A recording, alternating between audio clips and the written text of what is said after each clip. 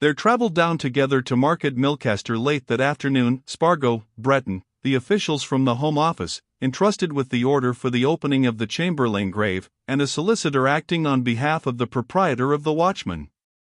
It was late in the evening when they reached the little town, but Spargo, having looked in at the parlour of the Yellow Dragon and ascertained that Mr. Quarterpage had only just gone home, took Breton across the street to the old gentleman's house. Mr. Quarterpage himself came to the door, and recognized Spargo immediately. Nothing would satisfy him but that the two should go in. His family, he said, had just retired, but he himself was going to take a final nightcap and a cigar, and they must share it. For a few minutes only then, Mr. Quarterpage, said Spargo as they followed the old man into his dining room. We have to be up at daybreak. And possibly you, too, would like to be up just as early. Mr. Quarterpage looked an inquiry over the top of a decanter which he was handling. At daybreak, he exclaimed. The fact is, said Spargo, that grave of Chamberlain's is going to be opened at daybreak. We have managed to get an order from the Home Secretary for the exhumation of Chamberlain's body. The officials in charge of it have come down in the same train with us. We're all staying across there at the Dragon. The officials have gone to make the proper arrangements with your authorities. It will be at daybreak, or as near it as can conveniently be managed. And I suppose, now that you know of it, you'll be there? God bless me, exclaimed Mr. Quarterpage. You've really done that. Well, so we shall know the truth at last, after all these years. You're a very wonderful young man, Mr. Spargo, upon my word. And this other young gentleman? Spargo looked at Breton, who had already given him permission to speak. Mr. Quarterpage, he said, this young gentleman is, without doubt, John Maitland's son. He's the young barrister, Mr. Ronald Breton, that I told you of, but there's no doubt about his parentage. And I'm sure you'll shake hands with him and wish him well. Mr. Quarterpage set down decanter and glass and hastened to give Breton his hand. My dear young sir, he exclaimed. That I will indeed. And as to wishing you well, I never wished anything but well to your poor father. He was led away, sir, led away by Chamberlain. God bless me, what a night of surprises. Why, Mr. Spargo, supposing that coffin is found empty, what then? Then, answered Spargo, that I think we shall be able to put our hands on the man who was supposed to be in it. You think my father was worked upon by this man Chamberlain, sir, observed Breton a few minutes later when they had all sat down round Mr. Quarterpage's hospitable hearth. You think he was unduly influenced by him? Mr. Quarterpage shook his head sadly. Chamberlain, my dear young sir, he answered. Chamberlain was a plausible and a clever fellow. Nobody knew anything about him until he came to this town, and yet before he had been here very long he had contrived to ingratiate himself with everybody, of course, to his own advantage. I firmly believe that he twisted your father round his little finger. As I told Mr. Spargo there when he was making his inquiries of me a short while back, it would never have been any surprise to me to hear definitely, young gentleman, that all this money that was in question went into Chamberlain's pockets. Dear me, and you really believe that Chamberlain is actually alive, Mr. Spargo? Spargo pulled out his watch. We shall all know whether he was buried in that grave before another 6 hours are over, Mr. Quarterpage, he said.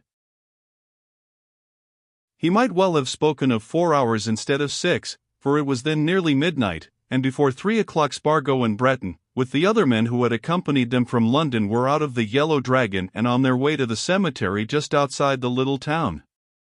Over the hills to the eastward the grey dawn was slowly breaking. The long stretch of marshland which lies between Market Milcaster and the sea was white with fog. On the cypresses and acacias of the cemetery hung veils and webs of gossamer. Everything around them was quiet as the dead folk who lay beneath their feet.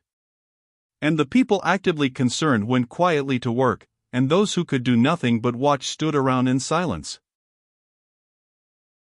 "In all my long life of over 90 years, whispered old Quarter-Page, who had met them at the cemetery gates, looking fresh and brisk in spite of his shortened rest, I have never seen this done before. It seems a strange thing to interfere with a dead man's last resting place, a dreadful thing." "If there is a dead man there," said Spargo. He himself was mainly curious about the details of this exhumation. He had no scruples, sentimental or otherwise, about the breaking in upon the dead. He watched all that was done. The men employed by the local authorities, instructed overnight, had fenced in the grave with canvas. The proceedings were accordingly conducted in strict privacy. A man was posted to keep away any very early passers-by, who might be attracted by the unusual proceedings. At first there was nothing to do but wait, and Spargo occupied himself by reflecting that every spadeful of earth thrown out of that grave was bringing him nearer to the truth. He had an unconquerable intuition that the truth of at any rate one phase of the Marbury case was going to be revealed to them. If the coffin to which they were digging down contained a body, and that the body of the stockbroker, Chamberlain, then a good deal of his, Spargo's, latest theory, would be dissolved to nothingness. But if that coffin contained no body at all, then... "They're down to it," whispered Breton. Presently they all went and looked down into the grave. The workmen had uncovered the coffin preparatory to lifting it to the surface. One of them was brushing the earth away from the nameplate. And in the now strong light they could all read the lettering on it. James Cartwright Chamberlain, born 1852, died 1891. Spargo turned away as the men began to lift the coffin out of the grave. "We shall know now," he whispered to Breton. "And yet, what is it we shall know if?" "If what?" said Breton. "If what?" But Spargo shook his head. This was one of the great moments he had lately been working for, and the issues were tremendous. "Now for it," said the watchman's solicitor in an undertone. "Come, Mr. Spargo, now we shall see." They all gathered round the coffin, set on low trestles at the graveside, as the workmen silently went to work on the screws. The screws were rusted in their sockets. They grated as the men slowly worked them out. It seemed to Spargo that each man grew slower and slower in his movements. He felt that he himself was getting fidgety.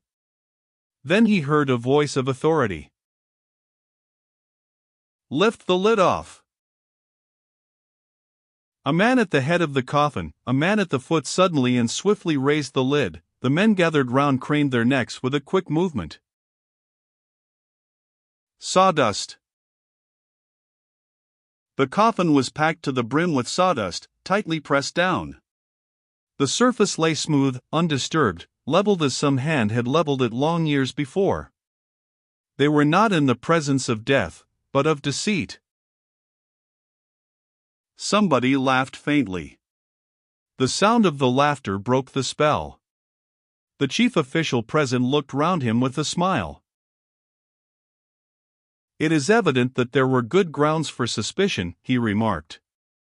"Here is no dead body, gentlemen. See if anything lies beneath the sawdust," he added, turning to the workmen. "Turn it out." The workmen began to scoop out the sawdust with their hands. One of them, evidently desirous of making sure that no body was in the coffin, thrust down his fingers at various places along its length. He, too, laughed. "The coffin's weighted with lead," he remarked. "See?" And tearing the sawdust aside, he showed those around him that at 3 intervals bars of lead had been tightly wedged into the coffin where the head, the middle, and the feet of a corpse would have rested.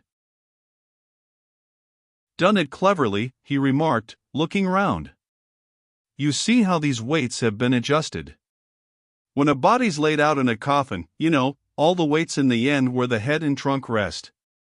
Here you see the heaviest bar of lead is in the middle, the lightest at the feet. Clever." "Clear out all the sawdust," said someone. Let's see if there's anything else. There was something else. At the bottom of the coffin, 2 bundles of papers, tied up with pink tape. The legal gentleman present immediately manifested great interest in these. So did Spargo, who, pulling Breton along with him, forced his way to where the officials from the Home Office and the solicitors sent by the watchman were hastily examining their discoveries. The first bundle of papers opened evidently related to transactions at Market Milcaster. Spargo caught glimpses of names that were familiar to him, Mr. Quarterpage amongst them. He was not at all astonished to see these things. But he was something more than astonished when, on the second parcel being opened, a quantity of papers relating to Cloudhampton and the Hearth and Home Mutual Benefit Society were revealed. He gave a hasty glance at these and drew Breton aside.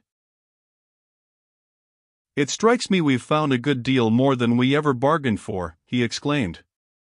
"Didn't Aylmore say that the real culprit at Cloudhampton was another man, his clerk or something of that sort?" "He did," agreed Breton. "He insists on it."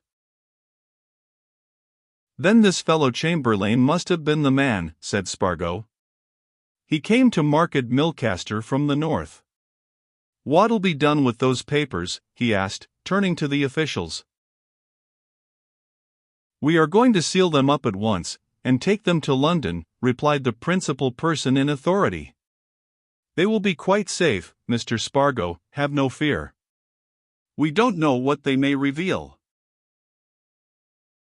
"You don't, indeed," said Spargo. "But I may as well tell you that I have a strong belief that they'll reveal a good deal that nobody dreams of, so take the greatest care of them." Then, without waiting for further talk with anyone, Spargo hurried Breton out of the cemetery. At the gate, he seized him by the arm. "Now, then, Breton," he commanded. "Out with it." "With what?" "You promised to tell me something, a great deal, you said, if we found that coffin empty." "It is empty." "Come on, quick." "All right. I believe I know where Elphick and Cardlestone can be found." "That's all." "All. It's enough. Where, then, in heaven's name?" "Elphick has a queer little place where he and Cardlestone sometimes go fishing, right away up in one of the wildest parts of the Yorkshire moors." "I expect they've gone there." "Nobody knows even their names there, they could go and lie quiet there for ages." "Do you know the way to it?" "I do, I've been there." Spargo motioned him to hurry. "Come on, then," he said. "We're going there by the very first train out of this. I know the train, too. We've just time to snatch a mouthful of breakfast and to send a wire to the watchman, and then we'll be off. Yorkshire, gad, Breton, that's over 300 miles away."